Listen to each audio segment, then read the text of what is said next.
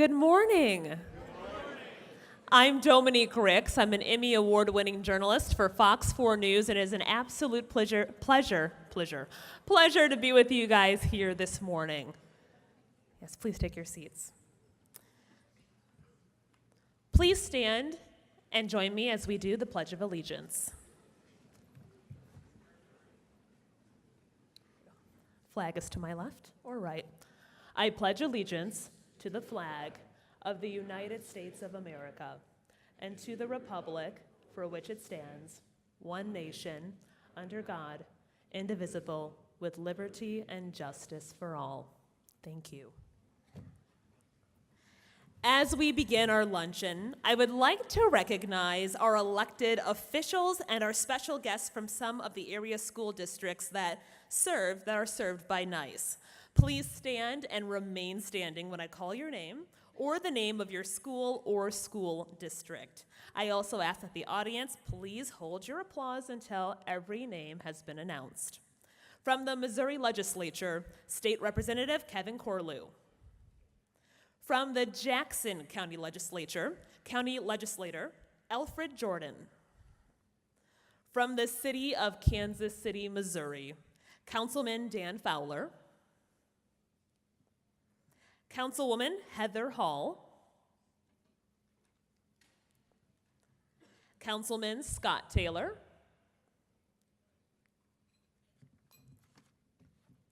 From the City of Olathe, Kansas, Mayor Mike Copeland.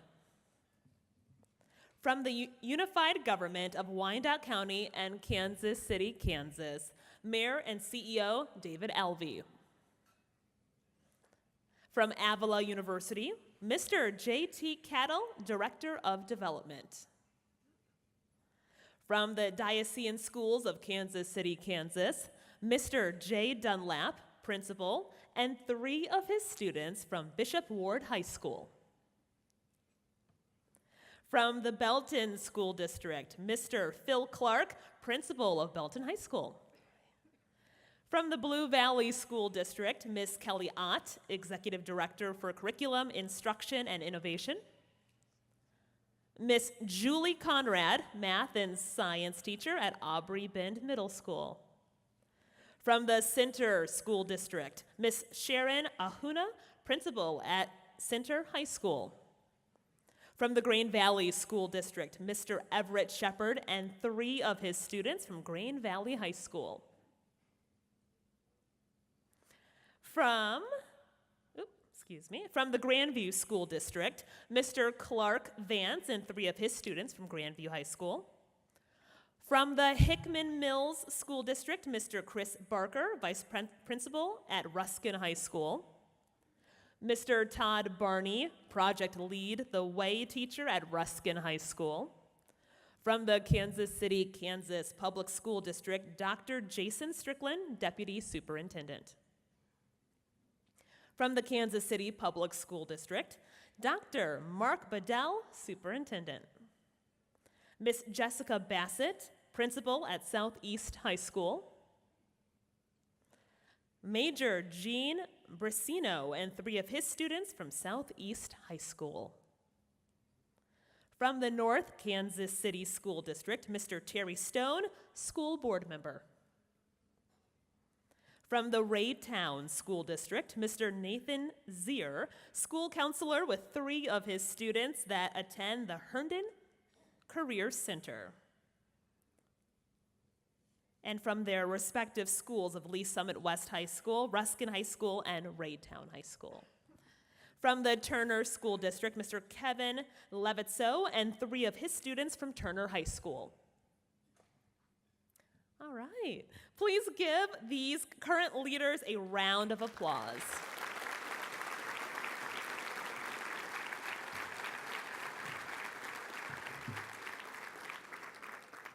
And without further ado, please welcome to the stage, Mr. Alex Callow.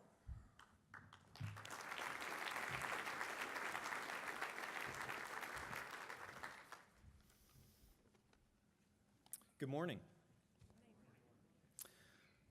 I'm Alex Callow. Never seen my name so big. and I'm a licensed architect at Finkel Williams in Overland Park, and I'm a direct product of the National Institute of Construction Excellence programming. I grew up on a small farm in northwest Missouri and attended a very small school from kindergarten to 12th grade called Nottoway Holt. If you're picturing a single-room schoolhouse, that's not exactly right. We had two. I'm kidding. But our bus driver was also the football coach and the band director. At halftime, he was very busy. I was lucky to have an incredibly devoted teacher at Nottoway Holt, Mrs. Stacy Calfee, who enrolled our middle school in the Crayons to CAD program through NICE. This program offered a design and construction curriculum that otherwise would not have been taught at my school. I was given the opportunity to draw plans and sections, measure buildings, and to consider how the built environment is designed. Later in architecture school, I met students who had already taken 4 years of CAD classes, and I didn't know what CAD was. I didn't even take art in high school. However, at the NICE iBuild Showcase, I met architects and was able to explore a 3D modeled house on a laptop, and I began to consider a career in construction and design. NICE directly impacted my education and helped lead me to a career not only in architecture, but a career here in Kansas City, and I know that NICE and all of its programs will continue to inspire kids for many years to come. Thank you.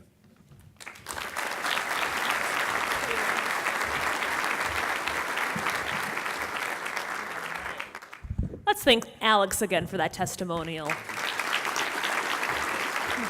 Alex, it's truly great that NICE made such a positive difference in your life. It sounds like you were also very fortunate, as you stated, to have a very devoted teacher, right? Yeah. Well, the best part of having such a devoted teacher is that such devotion, I always say, endures across the span of several years. So, Alex, it is with extreme pleasure that NICE has created a very special reunion today. Please turn around to your left and say hello to Miss Stacy Calfee.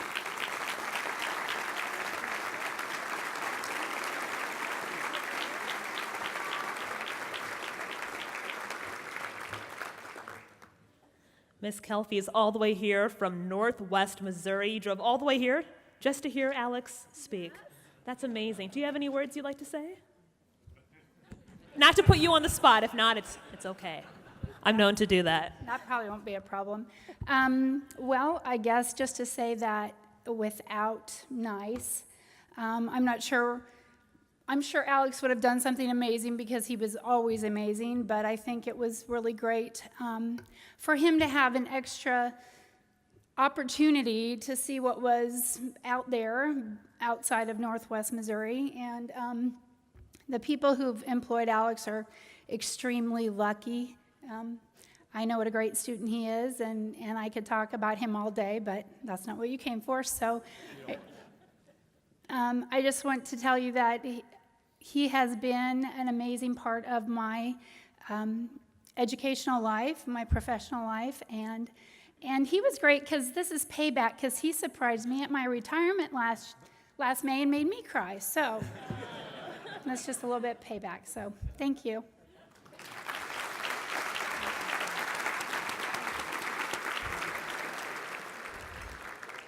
Before we continue with the program, I want to say a very special thank you to the many companies and organizations that sponsor NICE and make it possible for them to continue to engage with students beginning in grade 6 all the way to their senior year in high school.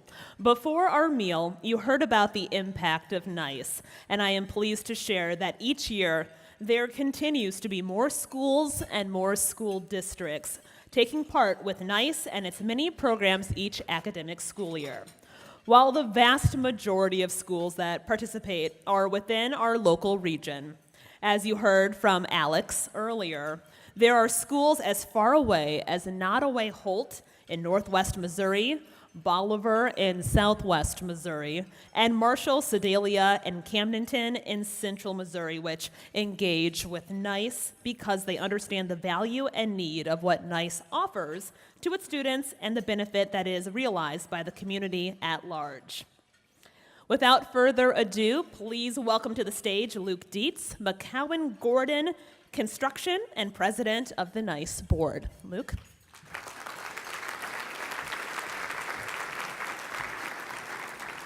Thank you, Dominique. At this moment, I'd like to ask my fellow colleagues on the NICE board to please stand, and we'll get a short round of applause. I see Nick. Thank you.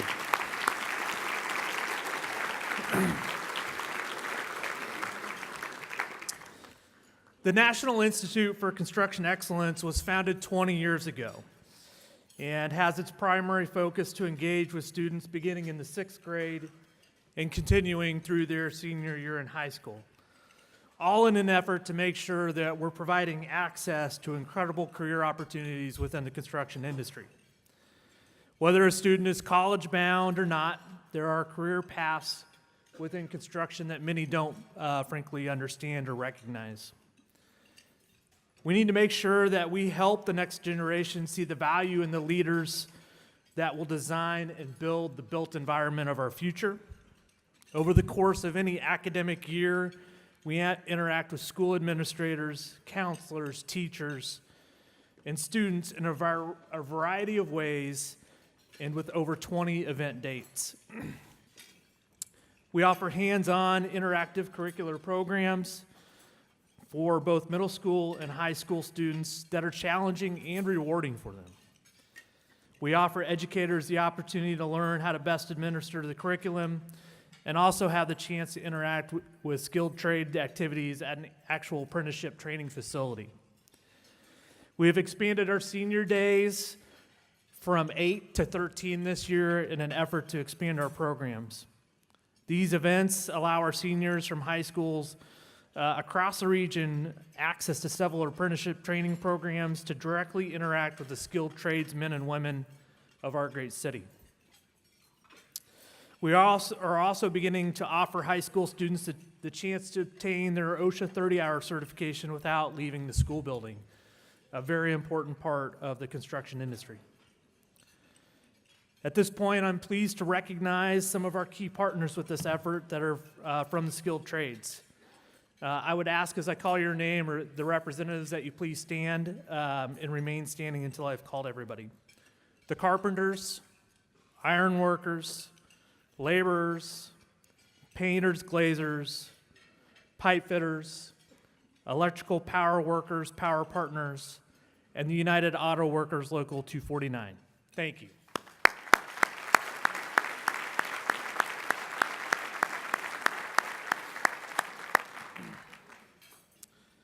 This luncheon, the iBuild networking reception in April, and back to school nights allow us to raise the flag on an ever-growing need to proactively seek the workforce of our future.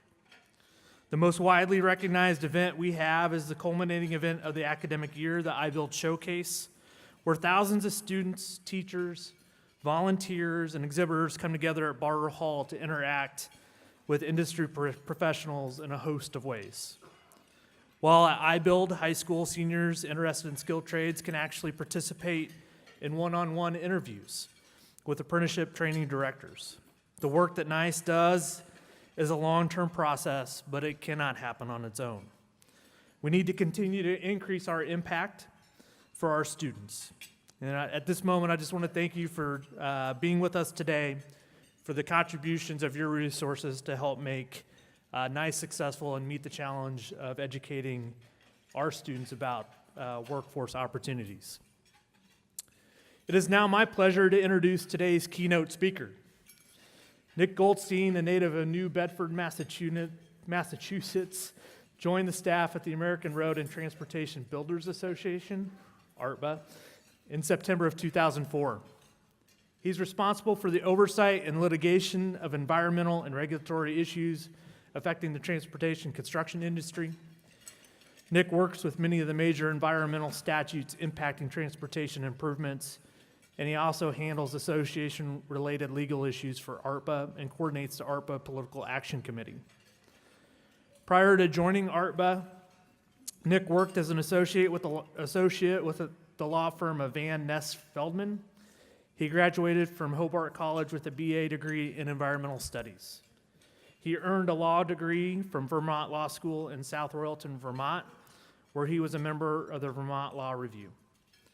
Nick also earned a Master's of Studies in Environmental Law, magna cum laude from Vermont Law School, and an LLM in Litigation and Dispute Resolution from the George Washington School of Law in Washington, D.C. Nick is a member of the Massachusetts Bar, the District of Columbia Bar, and is licensed to practice before the United States Court of Federal Claims and the Supreme Court of the United States. Nick has also testified on various environmental issues before the House Resources Committee task forces on updating and improving the National Environmental Policy Act, the United States Environmental Protection Agency, and the United States Department of Transportation. In addition, Nick frequently writes about and gives presentations on environmental issues for trade associations and other industry groups. In his spare time, and this is my favorite, he hosts a local radio show dedicated to professional wrestling, which I'm excited to listen to at some point. He resides in Vienna, Virginia, and if you would help me at this point, let's welcome Mr. Nick Goldstein.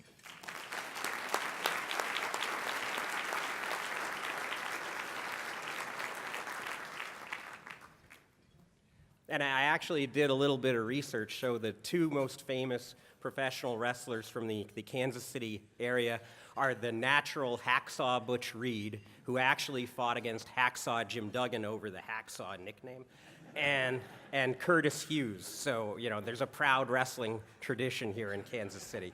But before I begin my presentation, I'd like to ask members of the following organizations to please stand and be recognized. Please stand and then hold your applause until I go through the list of three organizations. The Missouri Department of Transportation, the Kansas Department of Transportation, and the Conference of Minority Transportation Officials. Thank you.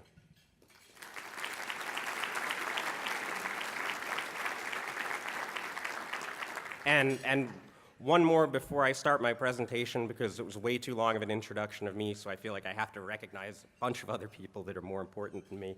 But ARTBA does have 3 state chapter affiliates in this area, and I'd just like to mention the Associated General Contractors of Missouri, the Heavy Constructors Association of Greater Kansas City, and the Kansas Contractors Association. So thank you to those organizations for being ARTBA state affiliates. Okay, and now to prove that I'm really from the District of Columbia, I bring you that creature of the federal government known as a PowerPoint, because that's the way we communicate on the federal level. No, what ARTBA does, ARTBA was founded in 1902 to originally advocate for the connection of all of the capital cities via the interstate highway system. Well, we got there, but as you all know very well, there's a whole lot more work to do. So our job is to represent the transportation construction industry before the federal government, and our prime mission is that federal funding, which is so important to all the roads and bridges and transit systems and streetcars and everything, the airports that are built in every state. In fact, this map shows the degree to which every state depends on that federal program, and as you can see, Missouri is up there at 71% of the transportation dollars come from the federal program here in the state of Missouri. And we have had some success in the past 2 years in appropriations bills. We've had $13 billion more dollars invested through the appropriations process on the federal level for the country in transportation. But right around the corner, we're reauthorizing the federal program again, and we need to stabilize that highway trust fund. We need to do it on a federal level, and of course, you all are helping on the state level as well, and I'll get into Proposition D in just a moment.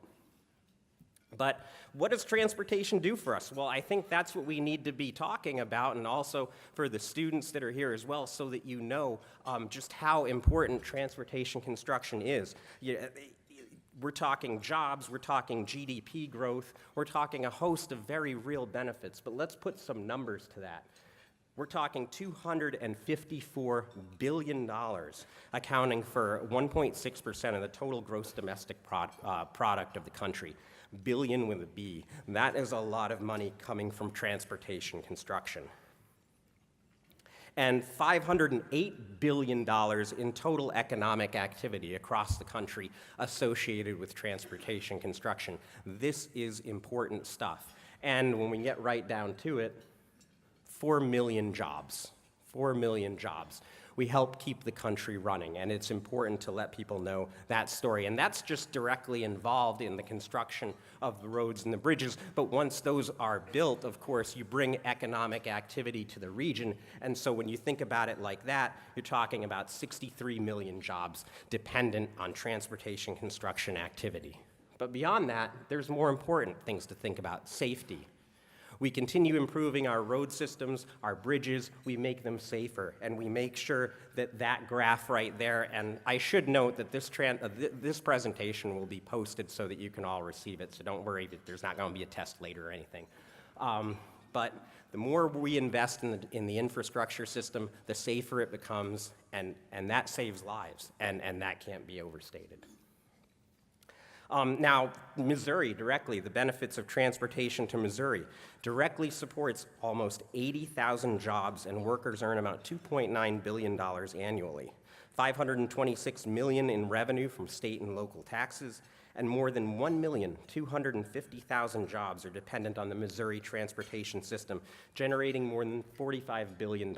So again, just stop, pause, think about those numbers, and think about how important it is to tell the story of transportation and why we need to continue to invest in the country's infrastructure, in the state of Missouri's infrastructure. And of course, that brings us, and you have information on your tables about Proposition D, and it is very vital that we go out and we get that measure passed, because it is important to be able to get that extra funding on the state level. And one of the things we do at ARTBA is we look all across the country at initiatives like Proposition D and the success rates and how the campaigns are run. And what I'm pleased to be able to well, first of all, Missouri's in good company because 27 states have approved or adjusted their fuels taxes in the past 5 years. So, this is something that's happening all around the country. We're fighting on the federal level, but then at the state level, we're seeing that more needs to be done as well. And by and large, when these things come up for a vote, they're approved. In fact, since 2007, 74%. That's almost 3 out of every 4 measures have been approved. So this is bipartisan stuff, which we really need in today's day and age, right? Things that people agree on. And people agree that we need to be spending money on transportation infrastructure. And these next 3 slides kind of walk through the, since 2014, 16, 18 elections, just showing that both on the Republican and Democrat side, the politicians who vote in favor of fuel tax increases are overwhelmingly reelected. We're talking at the lowest, 88%, and that was in 2014. 88% of Democrats and 95% of Republicans were elected when voting to increase fuel taxes at the state level. And this slide is, again, just more of the same. I mean, showing that in state after state, initiative after initiative, these things are successful, because we can bring people together and point to physical things that are being built and say, this is where your money is going, this is what it is doing. And overall, nearly 91% between 2013 and 2015 of state legislators who voted for gas tax increases were sent back to do their jobs. And that's continuing. It continued through 2016. And then this slide shows you in 2018 so far, because the election is a week away, as we all know. You especially know it in this state, because I think everybody's running for everything. You've got the senator's races, you've got it all. But so far in the primary elections for 2018, 96% of state legislators from both parties that voted for a fuel tax increase, have won their primaries. So this is an issue that everybody agrees on. But what I really would like to point out, though, and this information that I'm going through very fast right now is available to you all free of charge. Please go to artba.org. We have something called the Transportation Investment Advocacy Center, where we do detailed studies of all of these ballot measures, of all of this information. So it's there for you if you want it, if you want to be able to go out and tell the story and talk about how in state after state, when we have measures like this, they are being approved. And these are the 2018, all of the different states, including Missouri, that have measures up in this election. Now, I want to pause here and slow down just a second.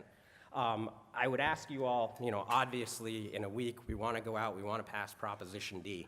We want, the whole country, though, should be keeping an eye on California. They passed an increase. They increased their state fuels tax a year ago. But now there's a measure on the ballot this year to repeal that increase. We're hopeful that that effort is not going to pass, but that needs to be watched because that can endanger all the progress that we've made, right? Because if they go ahead and repeal an increase that was just passed, then that's going to sort of serve as a playbook for anybody that wants to undo the good things that we're trying to do through measures like Prop D here in Missouri. And again, I'll just mention free of charge the day after the election. We will be having a webinar going over all of the funding increases. So you can go ahead and it's just an hour. People can listen. It'll be archived. You can listen after the fact. But the point is that information will be available to you, and we'd really like you to take advantage of it. And we'll be talking about all of the different funding initiatives that were looked at across the country. But there's a good story to tell here, and we want to make sure that we're out there telling that story. In the final part of my presentation, I'm going to focus a little bit on regulatory affairs, because that's also a large part of what we do at ARTBA. And let's face it, it's a large part of what Washington, D.C. does. We regulate things. It's why people are sent to Washington. This is a chart showing all of the statutes that affect transportation from a regulatory point of view. And we were joking this morning at breakfast. They do regulate everything. In law school, I had an assignment where we had to look up different regulations, and I found out there was a regulation for the size of holes in Swiss cheese. Because actually, if the hole is like bigger or smaller, you can't call it Swiss cheese, according to the government. I could pull the regulation if you want. But there's a regulation for everything. So it's very important that we stay involved as an industry and talk to the regulators about how what they do impacts folks on the ground, how it impacts the jobs that are being worked on. And so just to give you an idea, in 2016, the Federal Register, which is the document that's put out every day by the government and says exactly what the government does on a daily basis, and I read it every morning, let me tell you, riveting stuff. Over the year, it was 97,000 pages. Which was a new record at the time in 2016. There were almost 4,000 final rules for the year, which was up 400 from 2015, 2,300 proposed rules, and about 25,000 notices for a year. But that said, the government's kind of switched how it looks at regulations because, as you might know, something happened at the end of 2016 that changed the way the government approaches regulations. So. We had a whole new group of folks going to Washington. I just had to sneak a wrestling picture in there somewhere. And since the current chief executive is a member of the WWE Hall of Fame, I feel like this is a good place. But what we saw after just a year is a decrease of about 30,000 pages in the Federal Register, which is a 36% drop and the lowest page total since 1993. And almost 600 fewer rules than the previous year. Now, to go into detail about a lot of those issues, you have a handout that was passed out to all of your chairs, what we do, kind of a regulatory scorecard, and we update that every month. And I just put that on there to give you all an idea of the different issues that this administration is working on that we think have a direct impact on the transportation construction industry. And it is updated every month, and just a smattering of what you'll see on there. There are environmental regulations, regulations affecting project delivery, regulations affecting contracting, issues such as patented and proprietary products. What is that? Well, we're talking about automated vehicles a whole heck of a lot. We're talking about self-driving cars. These are technologies that are going to have some sort of structure in a centralized place around them if they're going to be put into widespread use. So with that is going to come some form of regulation as well, and we as an industry need to be part of that discussion. We've built the roads of the past. If we want to build the roads of the future, we're going to all have to have a big talk about exactly what that's going to look like. I will mention one regulation in particular that's consumed a couple of years, many years of ARTBA's existence, and that's called the Waters of the United States. And what that is the extent of the government's reach under the Clean Water Act. The Clean Water Act was meant to regulate the navigable waters of the United States. Well, in 2015, the EPA decided to write the word navigable out. And that can have a huge impact on transportation construction because, as many of you know, roads have these things called ditches on the side of them, right? They come in pairs, one on the side of one on each side. They're meant to hold water. Well, under the Waters of the United States regulation, when a ditch filled with water, it could conceivably be a water of the United States. You might need a Corps of Engineers permit to clean it out. I mean, I could imagine that would make everybody's day a whole lot longer if that was the case.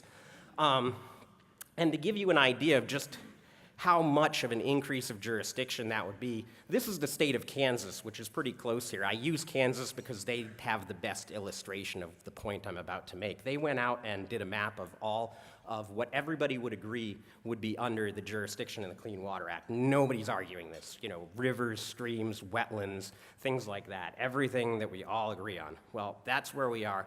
Under the Waters of the United States regulation, we go from that to that, which is exactly 134,000 miles of increased jurisdiction just in the state of Kansas. So that's a big problem.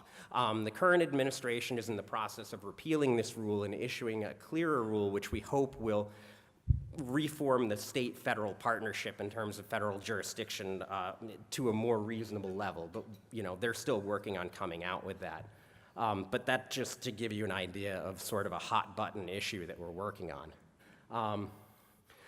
But that said, I mean, I know there are so many different regulatory areas, and I'm very easy to get in contact with, so please do reach out if you have questions about an issue in particular. I'd be more than happy to help. But I really want to thank NICE for inviting me here because, I talk about things. That's what I do. That's all I'm good at. I mean, I had a teacher that told me I should be a televangelist one day. I mean, but the fact is you all build things, and the students that are here, you're thinking about building things, and that's what's really great. And so it's a huge honor for me just to be able to hopefully give you something that you can use in your jobs, which are really so essential to everything that goes on in the country, because without what you do and what you're going to do, America quite literally would be going nowhere.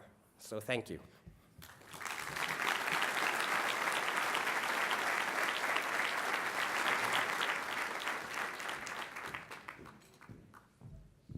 Let's give another round of applause to Nick.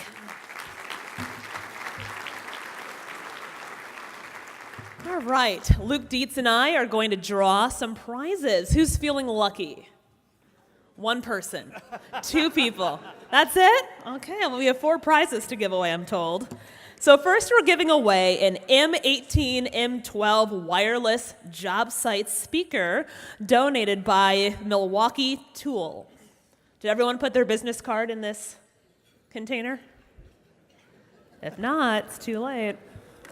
Okay, the winner is... Ooh. Oh, I got 2 cards. Sorry. Okay, Patrick O'Donnell with O'Donnell and Sons. Congratulations.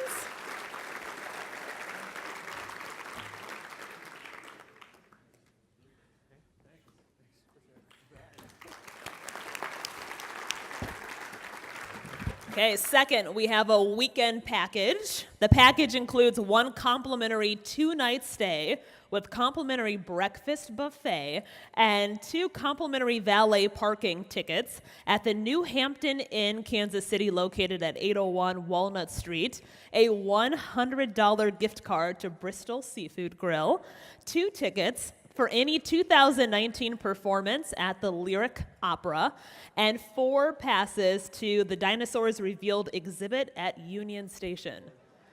Wow. Now, if I draw your name and you don't come up here, I get it by default, okay? That's the new rule. All right. And the winner is Mark Bedell, Kansas City Public Schools Superintendent.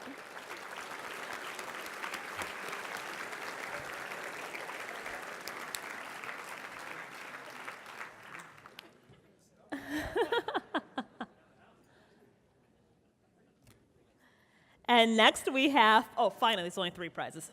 Weekend Package 2, that includes 1 complimentary guest room for a 2-night stay and breakfast buffet for 2 at the Kansas City Marriott downtown, located at 200 West 12th Street, a $100 gift card to Bristol Seafood Grill, 4 ticket vouchers valid December 13th through the 22nd to a performance by the Kansas City Ballet of the Nutcracker at the Kaufman Center for the Performing Arts. You can take me with you if you want. And 4 passes to the Dinosaurs Revealed exhibit at Union Station. The winner is, let's mix it up real quick. All right. Okay, the winner is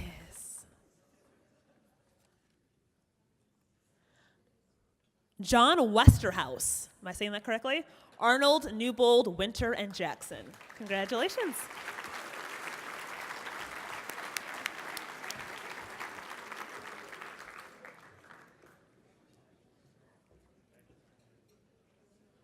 All righty. I would like to invite Dave Lovetier, MC Real Estate and founder of NICE, to present the first awards. I'll trade you. Well, first, thank you everybody for coming. Got to have these. I promised Greg I'd stay on script.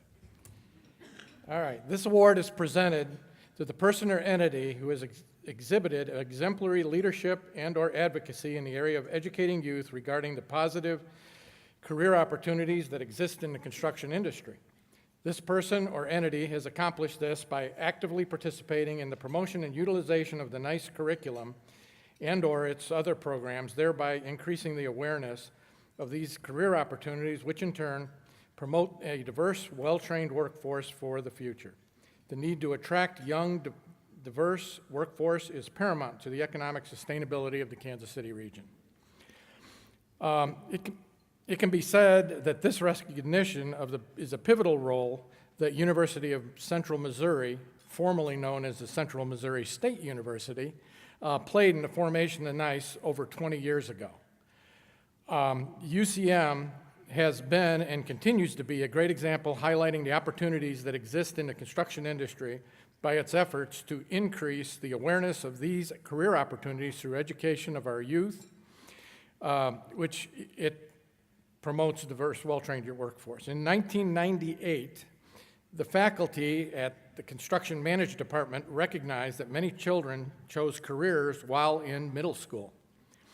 To help encourage the students to explore a career in construction, they developed the concept of the Middle School Design Build Competition, which has developed into the current curriculum known as Crayons to CAD competition.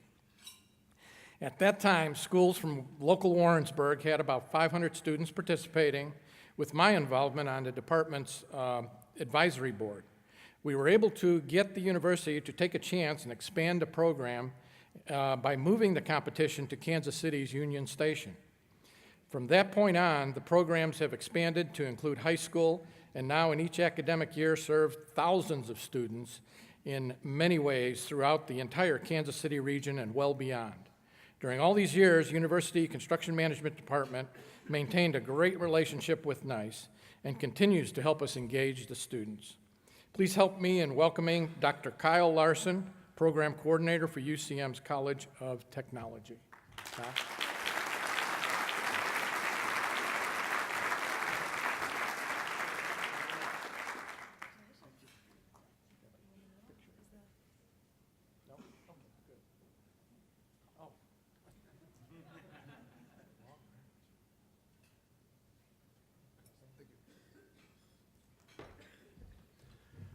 On behalf of UCM and all of our former faculty and students, I appreciate this award, and we look forward to continuing working with middle school and high school students and advancing the construction industry. Thank you.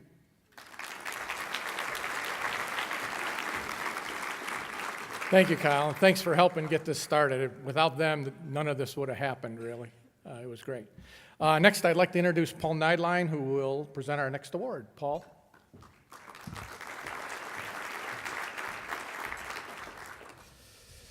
Good afternoon, everybody. I am here to present the Construction User Award. This award is presented to a person or its entity that is a leader in its use of construction services through its large-scale development projects throughout the Kansas City region. The recipient of this award understands and exemplifies the relationship between investing in the growth of their own entity and the positive impact that said investment has on the economic sustainability of the Kansas City region. The Heartland region of the General Services Administration, also known as the GSA, has been selected to receive this award because of its ongoing commitment to construct new and to renovate existing facilities that foster the productivity of thousands of federal employees that work right here with us in Kansas City.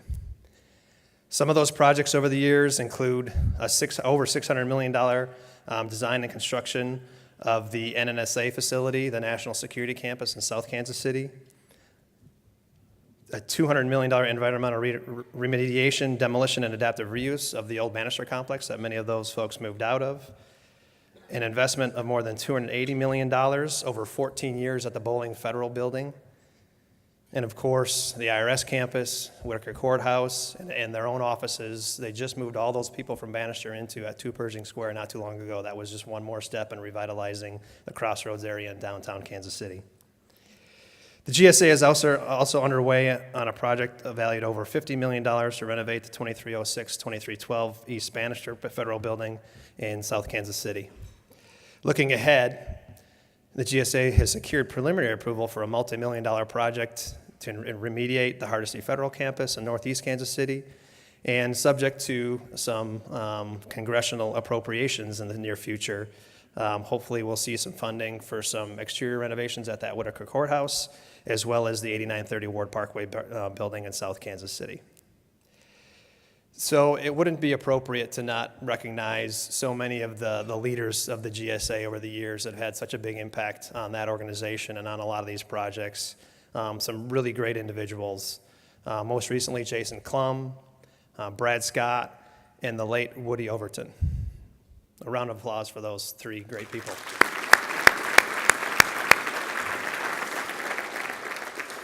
So carrying on that fine tradition is the current regional administrator, Michael Copeland.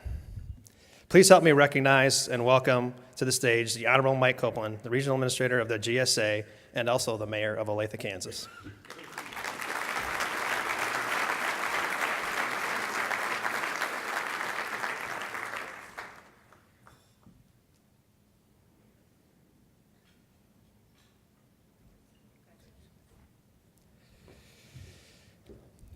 Next up is Sean O'Byrne to announce our next award. And I'm not going to give it away, but I can tell you that the individual receiving this award is also on a list of those fine gentlemen that represent this city so well and have done a lot behind the scenes, a lot in front for what Kansas City is. So I just wanted to say that before I left because he is a good friend and a great friend to Kansas City.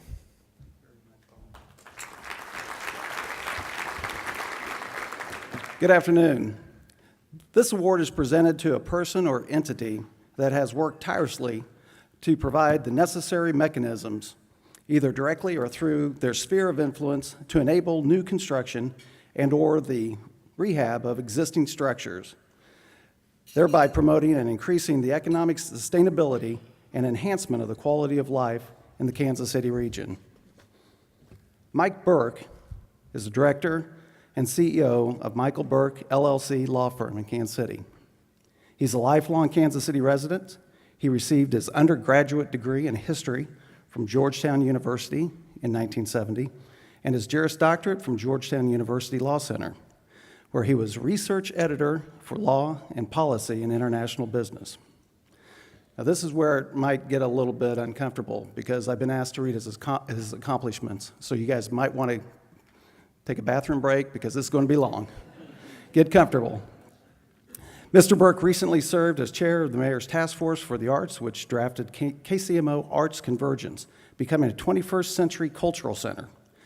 This is the city's first strategic plan for the arts.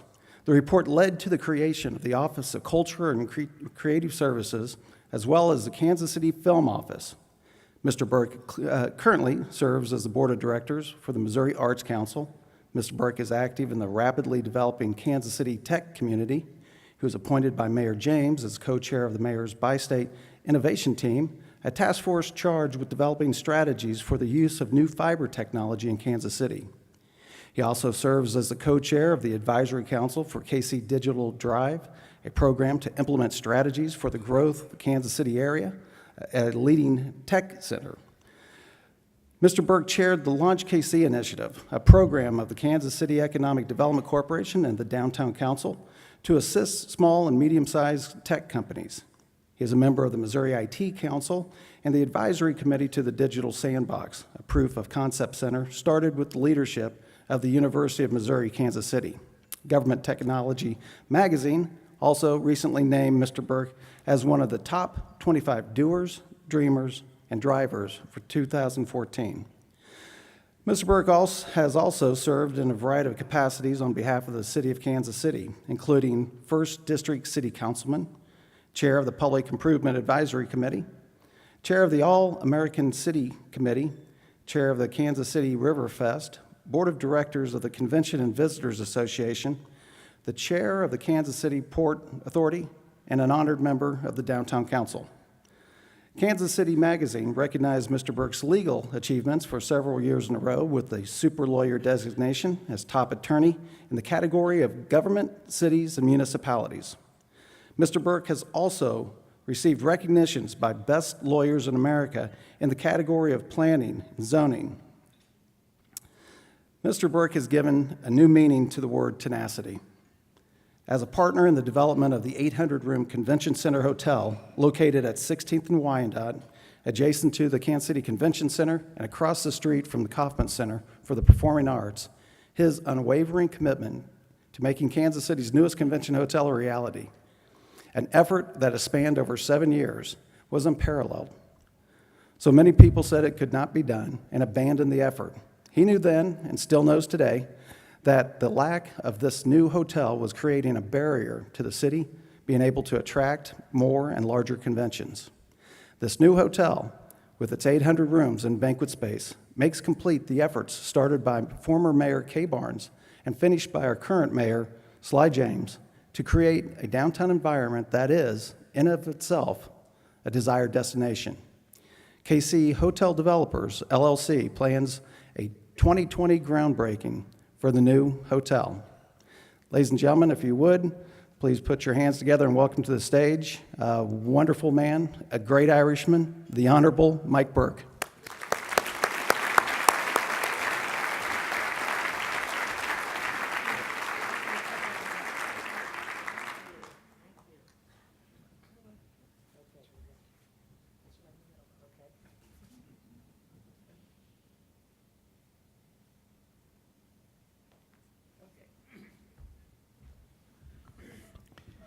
Thank you very much. Any great endeavor in life is a collaborative effort.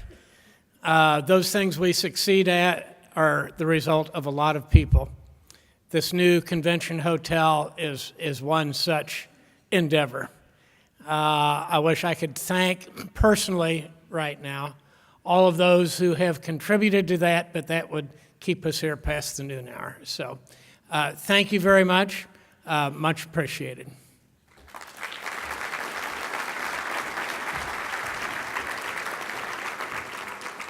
Being said, I'd like to welcome Dave Lovetier to the stage. Dave? Where is it?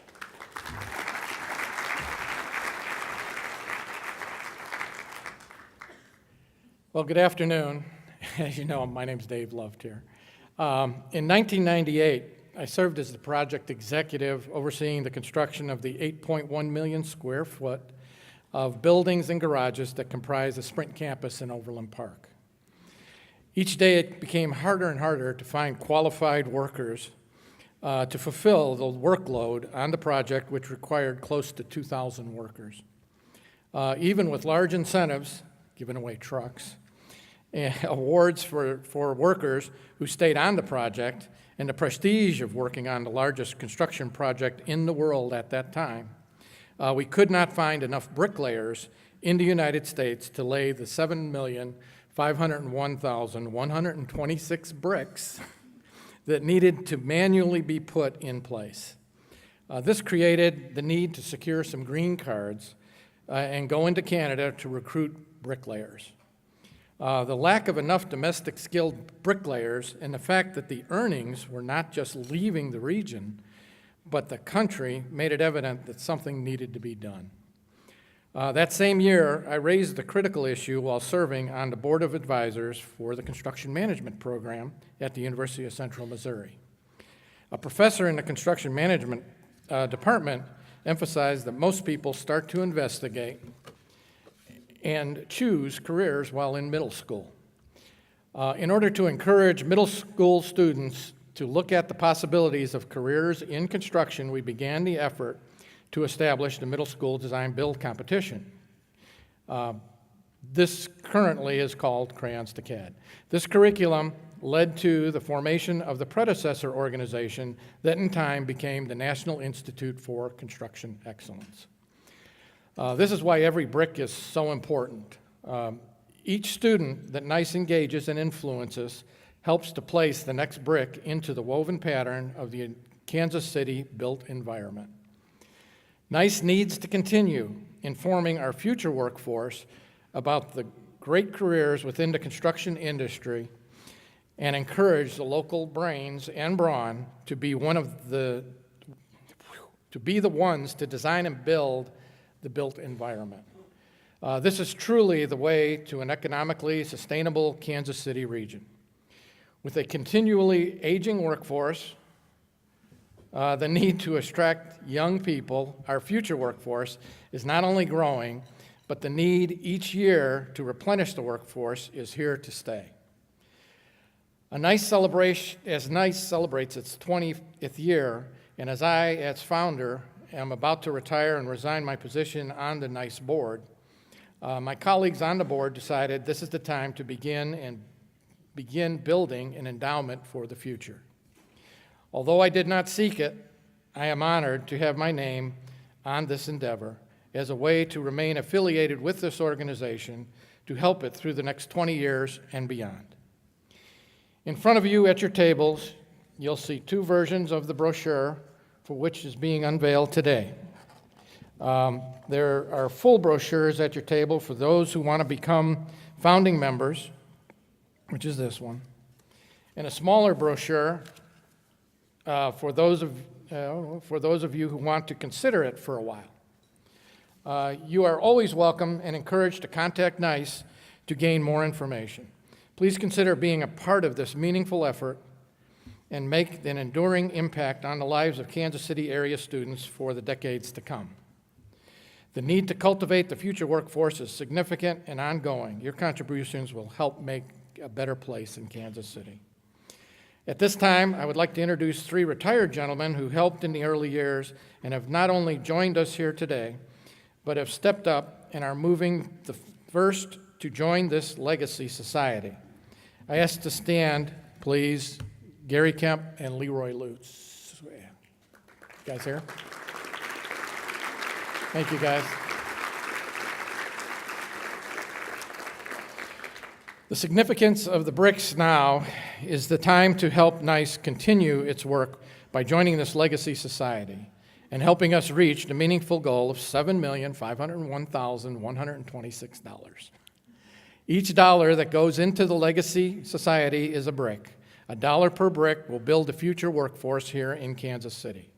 Each brick recognizes the contribution that a student may make to the Kansas City, bringing a more vibrant place to live. We have just started this effort, and we have an initial group of founding members that are listed in the full brochure. There are currently 18 initial members, and with some of the pledges having been made, we now have a commitment of $114,550.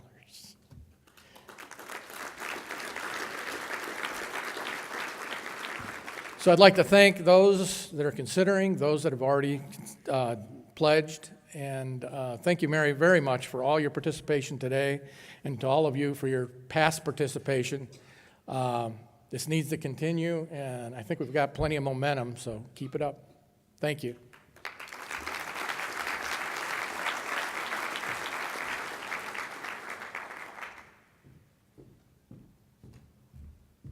Well, that does it, folks. Thank you all so much for coming out to the NICE Awards Luncheon. Be safe and have a wonderful day.